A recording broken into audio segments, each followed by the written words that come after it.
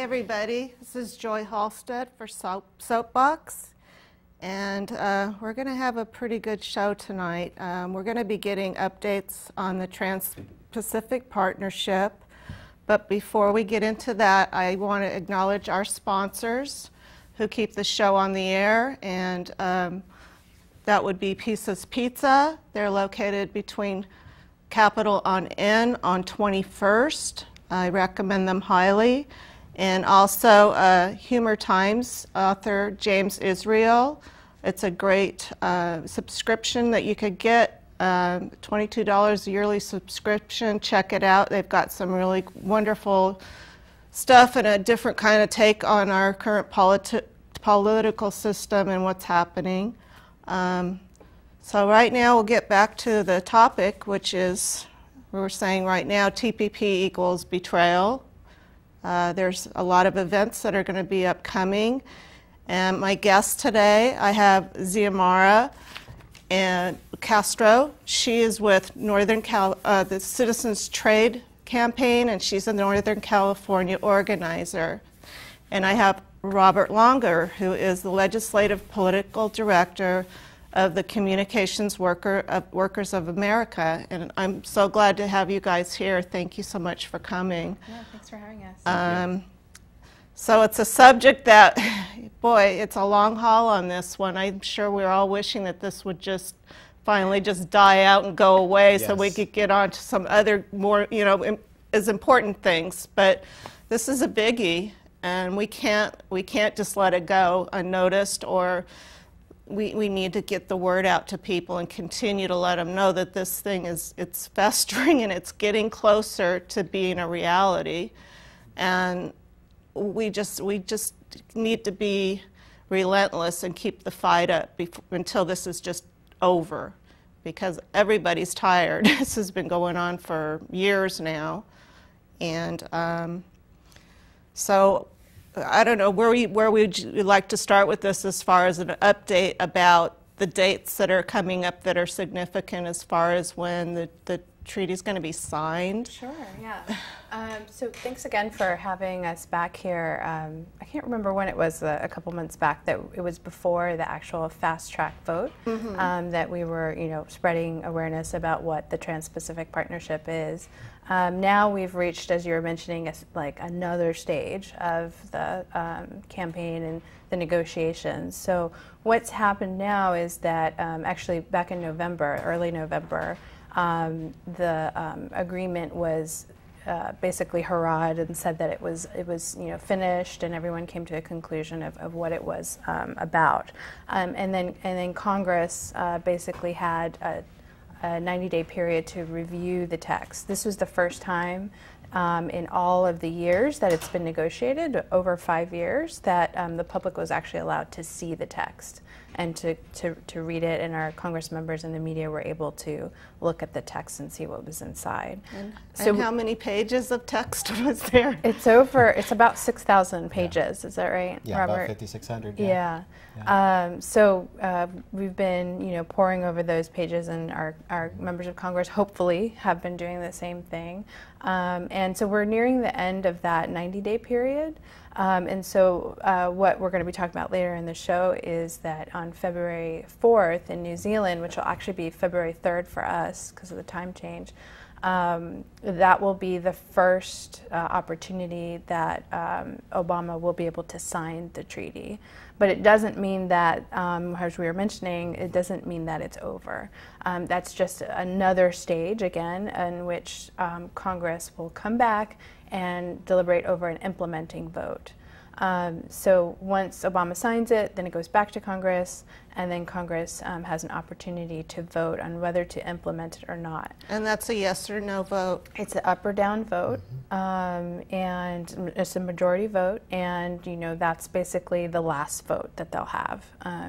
There's, as we were mentioning, before when we were on the show before, there's no amendments that can happen to this thing. There's no changes that can happen. It's basically just up or down. Congress doesn't get to voice their opinion on what they think is right or wrong about the agreement, because when they voted for fast track, they gave the president authority to negotiate the whole thing. So yeah, so February 4th or 3rd for us will be very significant in that the treaty will probably get signed in New Zealand. Will it be Michael Froman? I think so, yeah, actually. That's sort of been what I've been hearing, at least, about it, that it'll be him. And he's our U.S. Trade representative. Yeah. Yes. He's the head trade representative. So now, and then, so, you know, after the 3rd or 4th for us, we'll be entering into this period of trying to make sure, once again, that Congress doesn't have the votes to pass the TPP for, you know, forever, because there's no expiration date on this thing. And so, you know, hopefully there's no limits in terms of the time period really that they can sign this thing. I think the earliest possible, or that we've seen in the past of other trade agreements when they've gone to implementing vote is 7 days, so like, you know, a week, or, and the latest, you know, it's been like a couple months.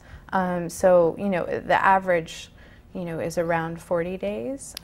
So it could be 40 days, although for many reasons right now, because of the elections, because of, you know, the political climate inside of Congress, you know, hopefully, you know, we won't see a vote for a long time. Maybe we can delay this thing indefinitely. Maybe we can prevent it from happening at all during Obama's administration, and then it would go until the next presidency. But then the next president would also have the fast track rights if he chose to implement, he or she chose to implement it. It's still on the table. Yes. Yeah. And one of the concerns that we have, and we've been saying this all along, is the gross lack of transparency. We've only now finally been able to see, as Xiomara mentioned a couple months ago, finally got to read what's in the TPP.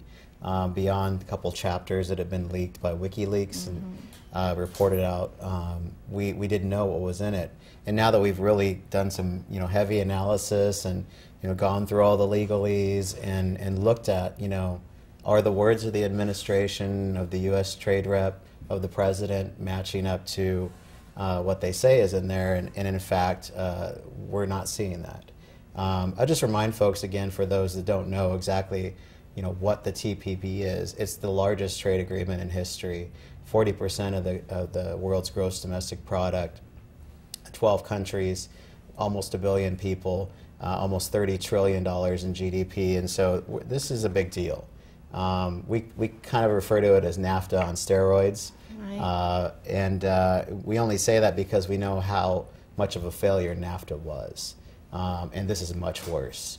And so because now we've had the veil lifted on what's actually in it and we can see it, we're trying to get the word out to folks, and then likewise for them to talk to their representatives and let them know how real bad this is for them. And you know, you pick your favorite, right? Whether it's the environment, whether it's human rights and labor rights, whether it's you know, if you really are a trade wonk and you really, you know about tariffs and that stuff, there's a lot to dig into there as well. But this agreement covers almost anything you can think about.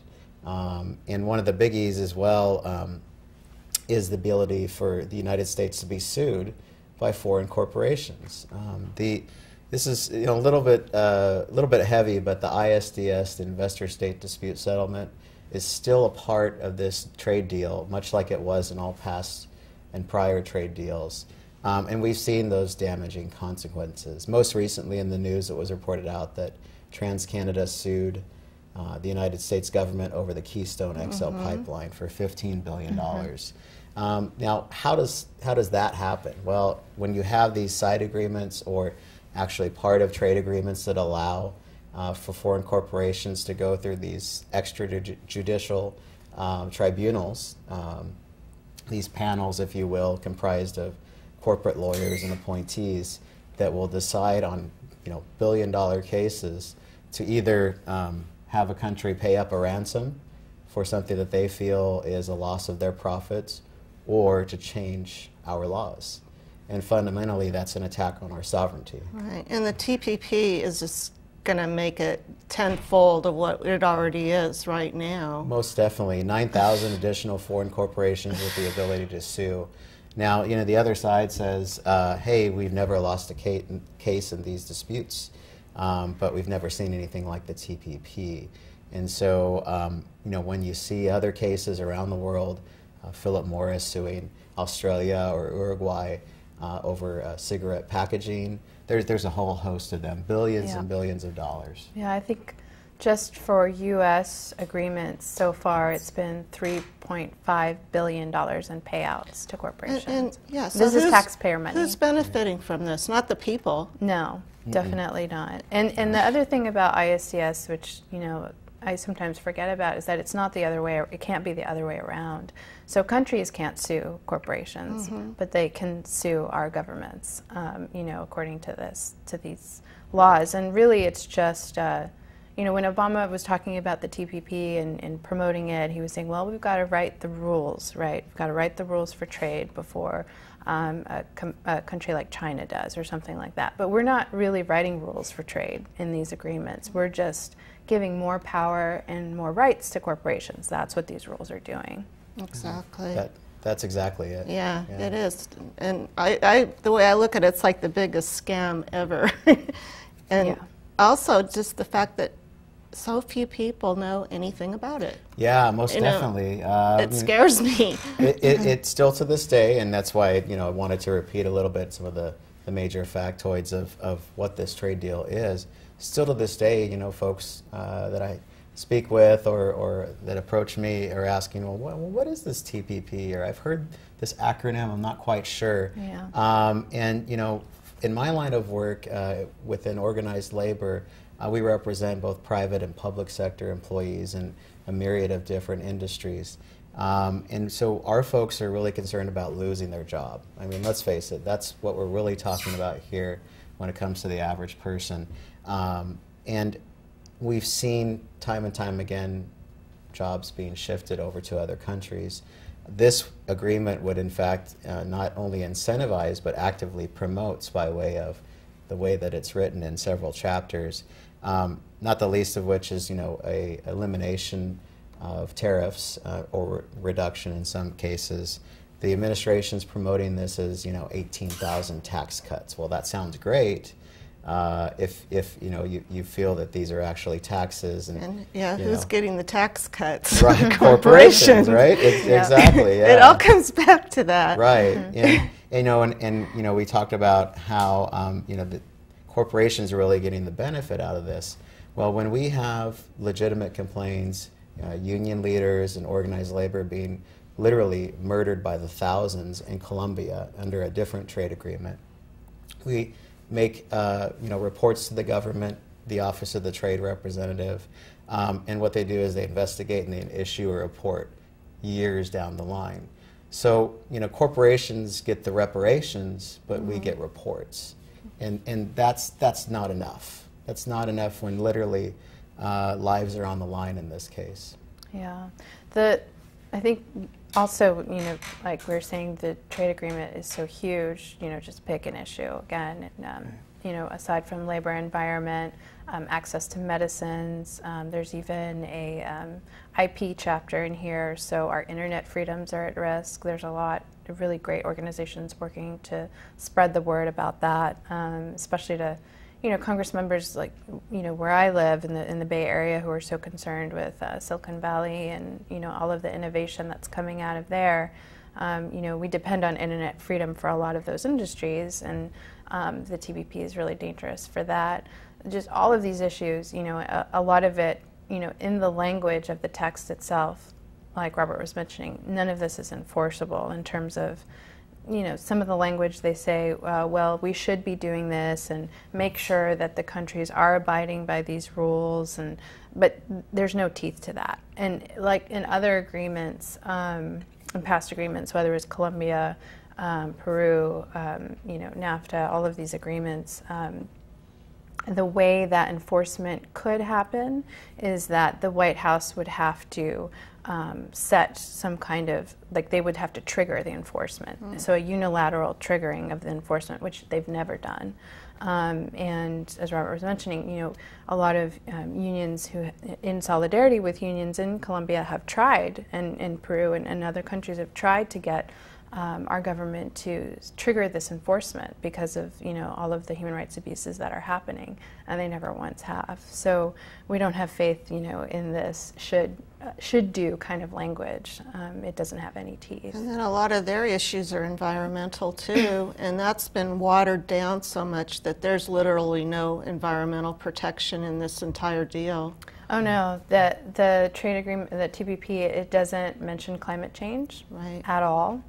And again, a lot of the provisions in there are unenforceable. They're actually worse than a lot of the stuff that we did see in some of the trade agreements that were negotiated in the Bush era. So after NAFTA, labor unions and environmentalists worked really hard to try and get language into these agreements that would be, better than what was in NAFTA.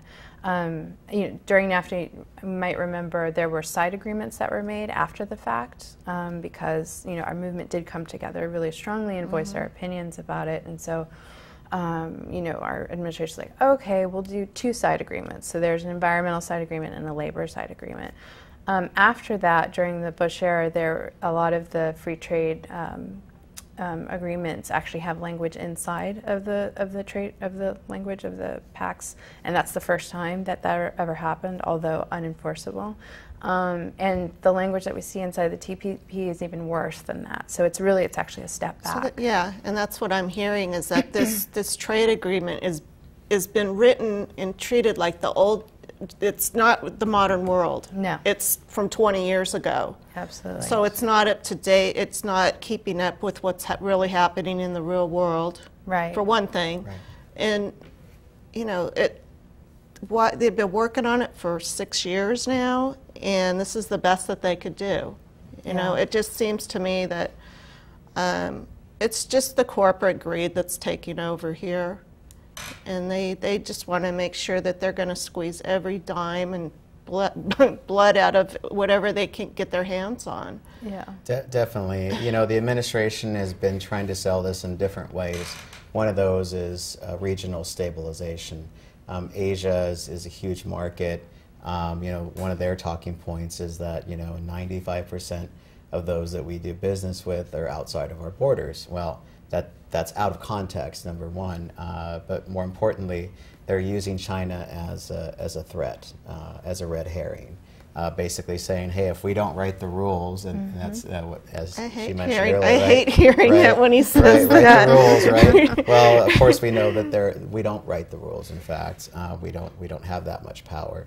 But China has been being used as the big red scare tactic here, when in fact China is very likely, if the TPP is to be in fact ratified by all the member countries, China could very well dock on to this agreement later on because it is a docking agreement, which in essence allows any country to join on to the agreement at any point in the future. And it bears repeating, as it's already been mentioned, this agreement lives on forever. Right. There is no expiration. And that's the scariest part of it. There's no going back. No. Correct. Yeah. And it's also part of, there's so much to these things, but it's also part of three agreements that are, that we're going to be seeing. There's, of course, the European Union Agreement, so that's the TTIP, and then Trade and Services Agreement, which is the TISA. So there's kind of the package of three agreements that, this is just the first one we got to get rid of. They all work in unison together to strengthen each other, basically. Yeah. The TISA is even more all-encompassing. If we have the TTIP, European Union, and the TTP, that's basically, we've got like the entire global economy. And they're waiting for the TPP first, is that correct?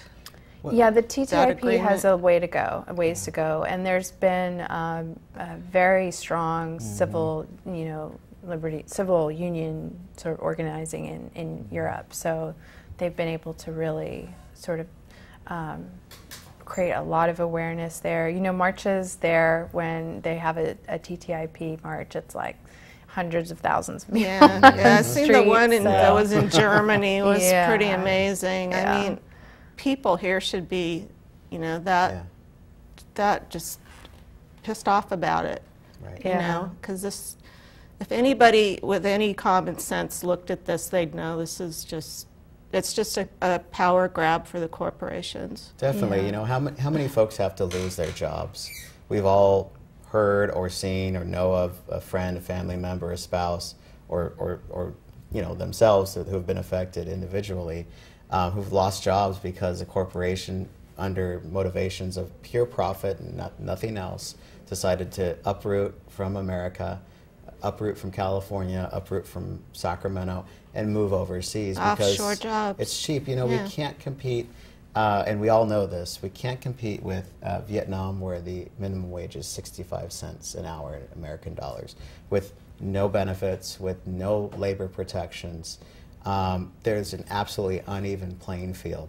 Now, they're trying to sell this on the other side as, you know, we're going to try to level the field. Well, let's be realistic. There's no way whatsoever, unless you had very specific enforceable provisions, to actually raise their minimum wage to something even comparable to ours. The difference is so wide that, you know, let's not kid ourselves. And we know that's We're not not going to make happen. up that difference. It's not going to happen. Exactly. You know, Yeah. but I mean, we can't afford to lose any more, you know, jobs and manufacturing, you know, facilities. We just can't afford to do it, and not everybody can be doing service work. Right. I mean, we already know that there's more people than there is jobs right now, and it's just getting worse. And to you know, give them an incentive, even more incentive to leave the USA, and you know, go somewhere else. It's just criminal. And the other thing is, you know, the Made in America thing, Right. which will be a thing of the past if Yeah. this goes through. Yeah, that's huge, Yeah. and I'm glad you brought that up. In fact, you know, that's one of the last vestiges of actually decent legal protection for some of our industries, is to allow folks to have preference, a bidding preference with contracts with the federal government, right? If you're a U.S.-based corporation going against a non-U.S. corporation, that you get preference because it's made in America.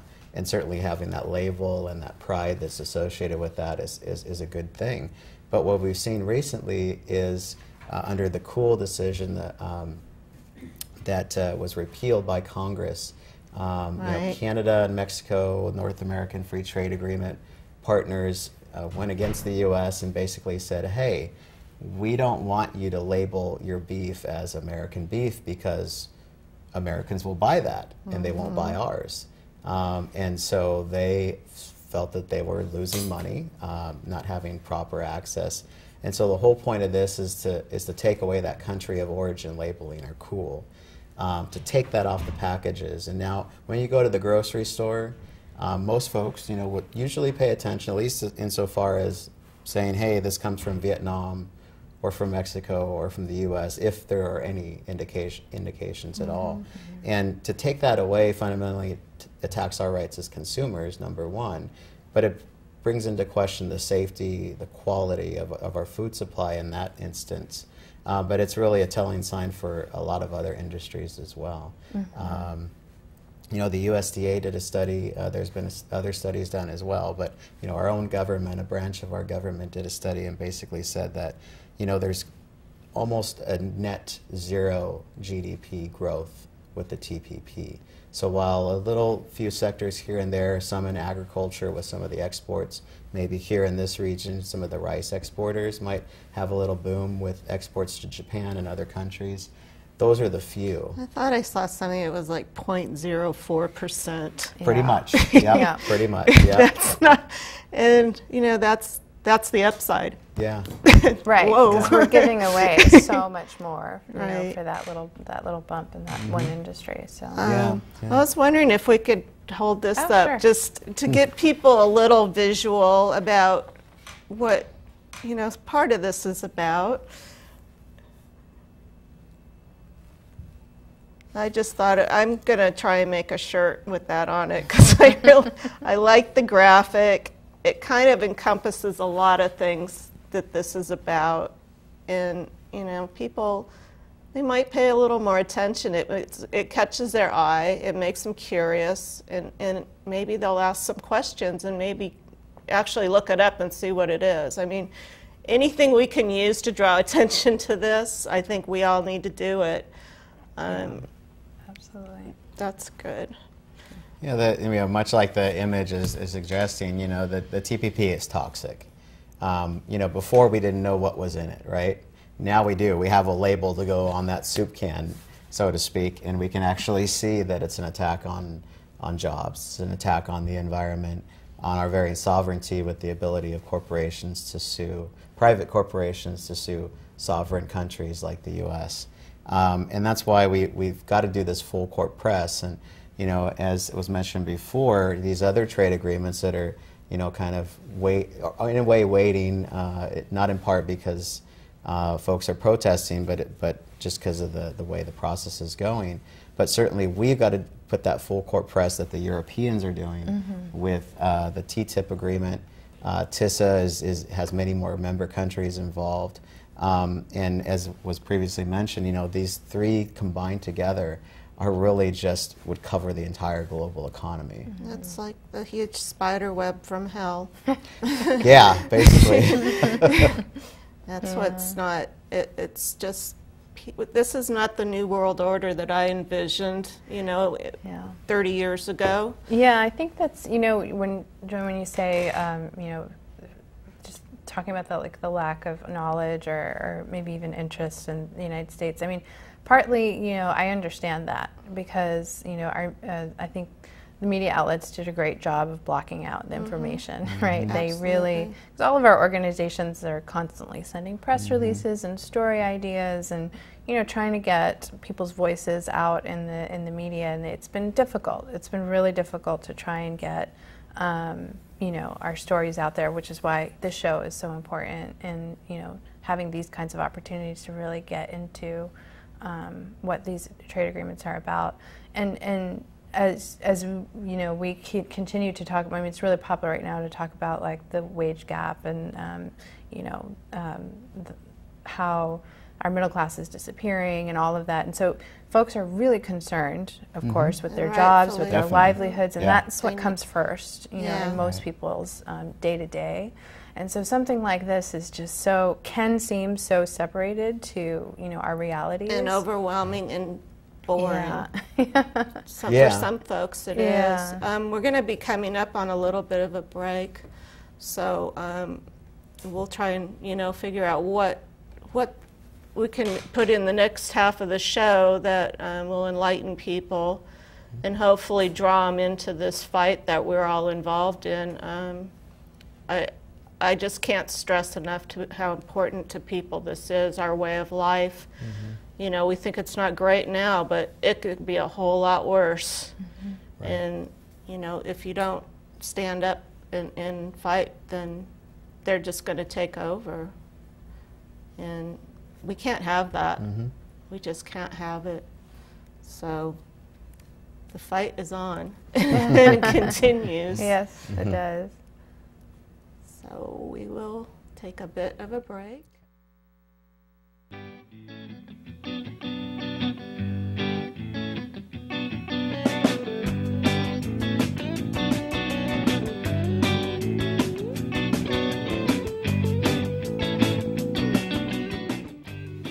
Hi everybody, we're back after a little bit of a break, and we're going to dive right back into this topic. We were going to discuss some of the other people that are involved in the fight, like your group. Yeah. So, again, this issue is huge, but I don't want to get all too doom and gloom about it because we, have been doing really great work in coalition with so many organizations, and that's kind of the silver lining of this whole thing is that the TPP is so huge, but like Robert was saying, is what do you care about? It's in the agreement. It can be affected by this agreement. So, I've really enjoyed over the past couple of years just getting to know so many of the organizations and all the creative actions that we've had. Before the fast track vote went through, we just had a ton of rallies and even sitting in at Congress members' offices until they told us, how they were going to vote on the issue. So Citizens Trade Campaign, we're coalition-based. We work with unions, we work with environmental folks. Sierra Club has been, at the forefront of a lot of the organizing, so been able to partner with them, and their structure of all their chapters that are, really volunteer-based, and each, community has their own chapter. You probably have Sierra Club chapter members watching right now who've been really active. And CWA, of course, has been there.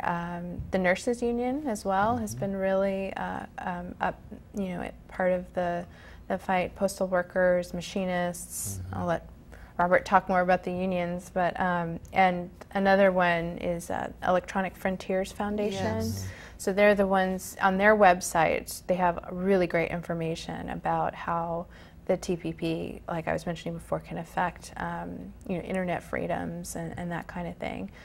So they're EFF.org, Electronic Frontiers Foundation.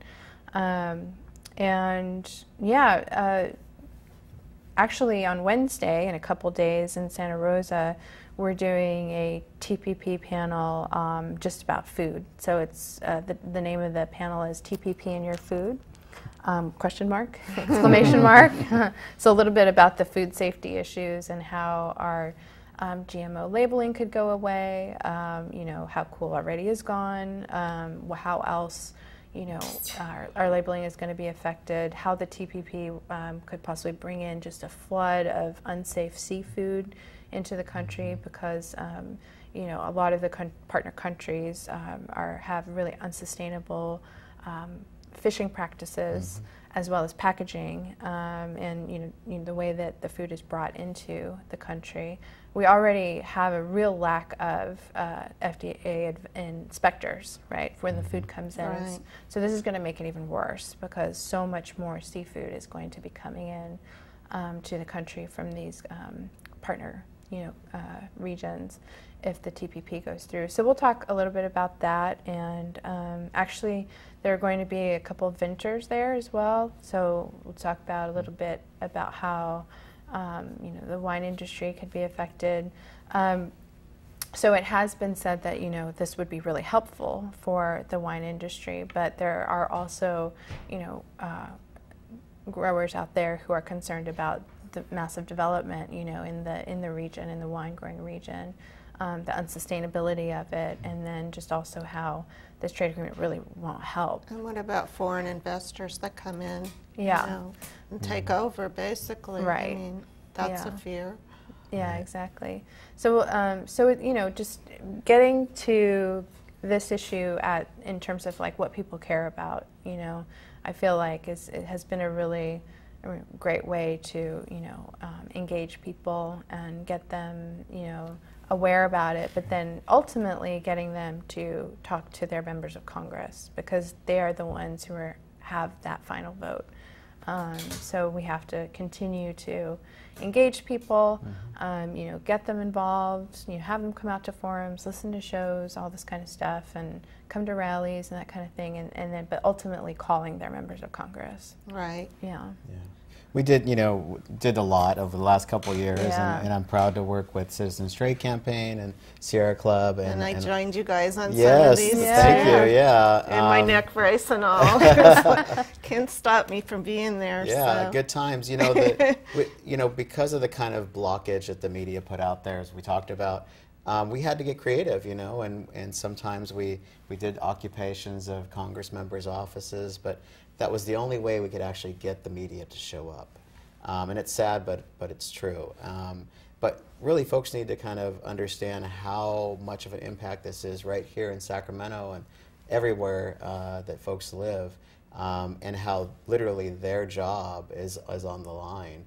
And that's, I'm not trying to scare anybody here, but you talked about the service economy and, how we're kind of changing into a service economy or a sharing economy is a big topic now with all the Ubers and the Airbnbs and these industries. Well, it's because folks are desperate and they're looking for work, and they'll do anything, including driving their own car and renting out their own place. And they're not getting wealthy off of this. No, not at all. They're just trying to get by, right? I mean, forget paycheck to paycheck. If you have no paycheck, you have to do whatever you need to do.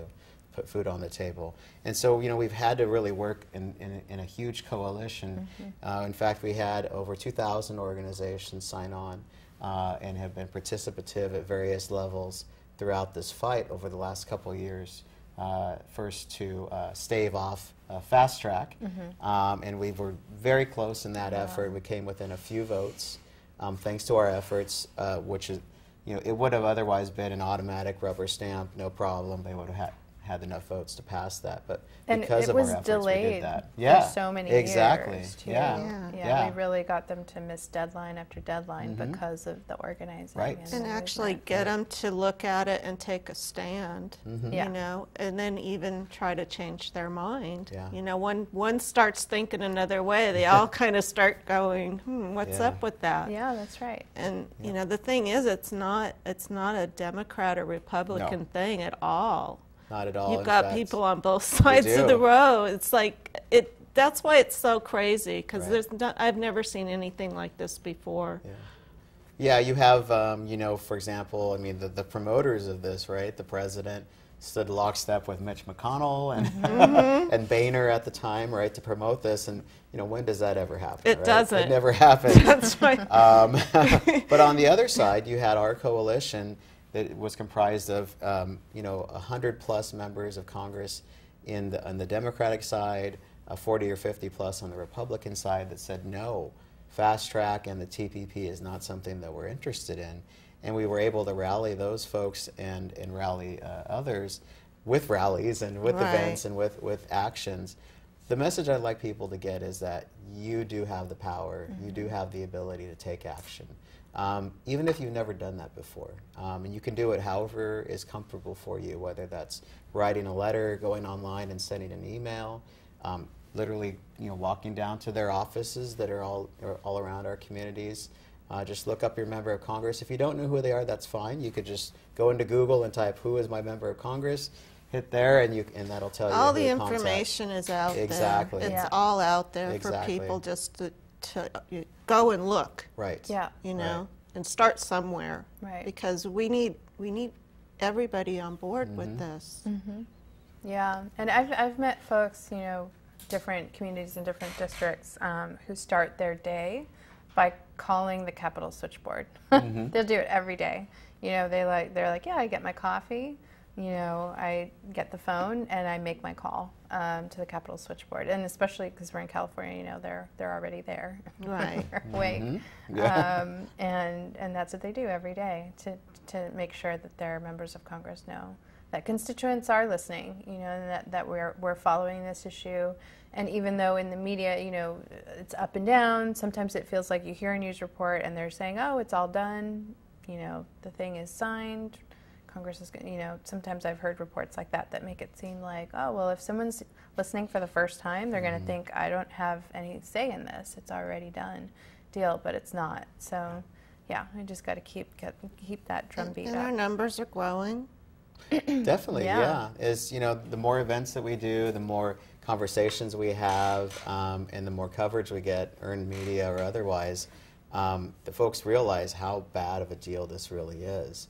You know, we don't have to sell somebody on how bad it is. Once folks actually start looking for themselves, same holds true with members of Congress. You know, before, as we had conversations with members of Congress, initially they'd said, well, even we haven't seen it. You know, we haven't seen it. And then, you know, they were provided with access to a locked room where they could, you know, only go in a basement, right? And, you know, all this secretive nature around this, right? And these are our elected officials, right? And so later on, of course, you know, we had the text finally released to us. Well, now it's out in the open. And all of the dirty secrets that they were negotiating behind closed doors without labor unions at the table, without other groups at the table, you know, those are there for us to see. When we look at things like human rights, not once in the TPP is the term human rights mentioned. So, you know, what does that say about how much we value people in the context of forced labor, child labor? This is modern day slavery that's happening as we speak. Countries like Brunei, Vietnam, Malaysia, human trafficking, where mass graves were found in Malaysia not too long ago. We know of many documented cases in Vietnam of child labor, the whole industry, not just the garment industry, but other industries as well. And in Brunei, where they literally stone LGBT people to this day to death. These are the countries that we're engaging with to, supposedly level the playing field, and that's not going to happen when these actors are allowed to do what they're doing. Right, and then didn't they get like an upgrade? Malaysia got an upgrade. Yeah. Yeah. Somehow they got this upgrade, even though their human rights abuses and everything are still the same as they were before. Yeah. Exactly. So yeah, in the Trafficking in Persons report, I think that's what it's called. It's something that Congress puts out periodically.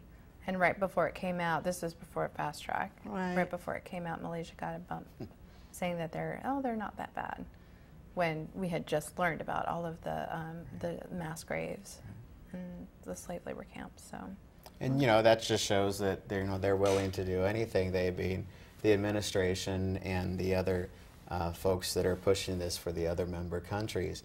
And let me make it clear.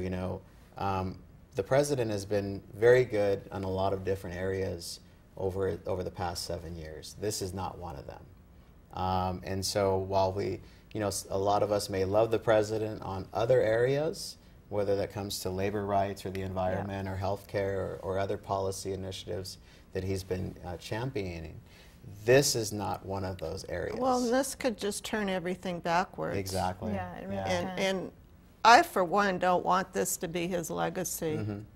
I just, that's what drives me crazy, is that he's done so much good. He's tried his hardest. He's been up against a wall for so long. But this is just not going to be something that he'll be proud of when he gets out of office, if this does happen. And I mean, people will be hunting him down. And I think a lot of these people, that if it does come to be and it passes, they're going to have targets on their back, because once people actually realize what's happened, it's not going to go well. Yeah, and folks, are already outraged. I'll give you one example here locally. We had a member of Congress named Congressman Ami Bera, who's still in elected office, is in his second term, so he's a relatively new member of Congress. And he, at the beginning, we had conversations with him. Our coalition had meetings with him. We met with him not only in Sacramento, but also in D.C. And he said, he was on the fence. He wasn't sure. He was still trying to analyze and see what this was really going to mean for Sacramento County and what Chamber of Commerce. Right, exactly, right? So fast forward a little bit to the fast track vote. Well, pre-fast track, he came out and he said, I'm going to support fast track. I've already told the president. He's asked me personally. He had went on a trip with the president to India, and I'm sure he got a lot of pressure there as well. And so, long story short, he went along with the president. Well, that pressure that was exerted is just the thing that we're fighting against. And members of Congress like that have to answer to their constituents. Well, right after that vote, we had a huge outpouring of folks in the community that live in the district that were upset with his vote, because that was not the will of the district. In fact, our coalition and others had done independent polling prior and found that on a 2-to-1 margin, constituents in his district opposed fast track and opposed the TPP. So claims by him that he was, voting with the district were false. Therefore, these accountability efforts that we've been seeing since June of last year all the way till currently, just recently today, Channel 10 had a story on Congressman Bera last week. Channel 3, front page of the SAC-B last week. He's losing endorsements. Yeah, losing endorsements from his own Democratic Party. This is because of votes like this. I mean, TPP was certainly one of a string of bad votes for him. But if we as constituents care about our district and care about our communities, we have the ability to hold these folks accountable, and we should. And we should show up to their events and absolutely. voice our opinions. I mean, these are just people. Right. You know, let's not put them up on a Exactly. you They know, get up in a the morning just stage like and- we do. Yeah, exactly. And they need to know how the people that they work for feel. Absolutely. You know, yeah. they're public servants. Somehow they seem to all forgotten that, you know, that they actually Yeah. their work for the people. Yeah. That we pay, you know, for their jobs, Right. and they don't have all the power. Right. There's more of us than there is of them. And on the other side too, it's really important to stand with our representatives who are doing the right thing, right? Correct. Who are voting correctly. You know, here in Sacramento, Representative Matsui, she voted against fast track. So you know, we want to make sure that she stays with us, and you know, her getting calls, thanking her for that still, you know, about doing the right thing around that, and you know, she's like you were saying, once a representative, you know, makes their decision and makes it public, it could be very influential for the rest of the delegation to do the same thing and to, you know, really stand with their constituents. That's a really good point. I'll point out in the fast track vote, you know, Congressman Vera was amongst the minority. Only 28 out of 188 Democrats decided to support fast track. And you know, if you did a straw poll nowadays, you might even find that number might be a little bit smaller. You know, that it's the very small minority of members within at least the Democratic Party. The Republican Party is a little bit different, but still has a large opposition to the TPP. Maybe some just don't like it because it's the president's idea, and that is what it is. But others actually don't like it because of what's in the trade agreement. Yeah, and the sovereignty issues. The sovereignty issues are huge for them. Yeah. Yeah. And then I also wonder how many of them have some part to play in this, like are going to benefit from it. You know, it's like, is there a conflict of interest there too? Yeah, potentially, yeah. Yeah, could be.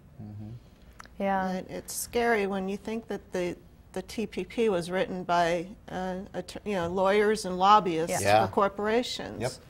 Where was the people's input on this? Exactly. 600 corporate advisors. Is this a democratic process? No, And absolutely not. I think this could just put our democracy like down in a hole, never to be seen again. Yeah, it's definitely.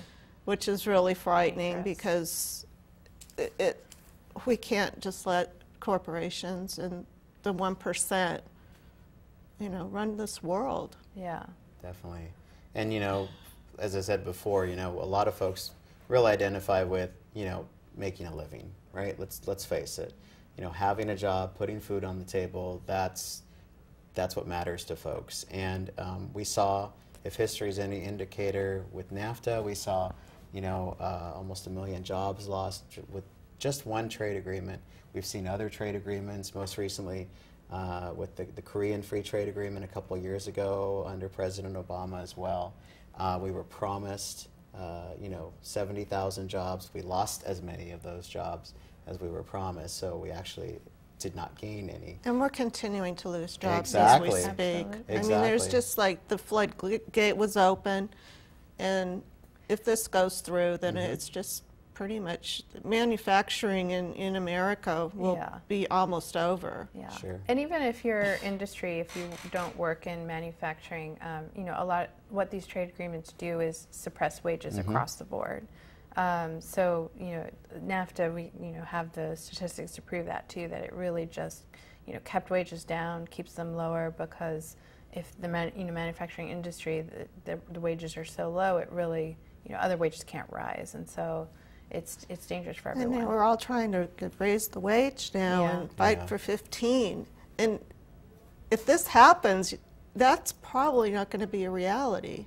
If TPP is signed, I don't know how we're going to be able to fight to get a living wage. Yeah, and when even all the jobs are being sent to places that don't have a living wage. And even that could be seen as maybe an ISDS suit. You know, we could see, you know, wage increases, you know, we have a corporate suit come against our governments because we're trying to do that. So.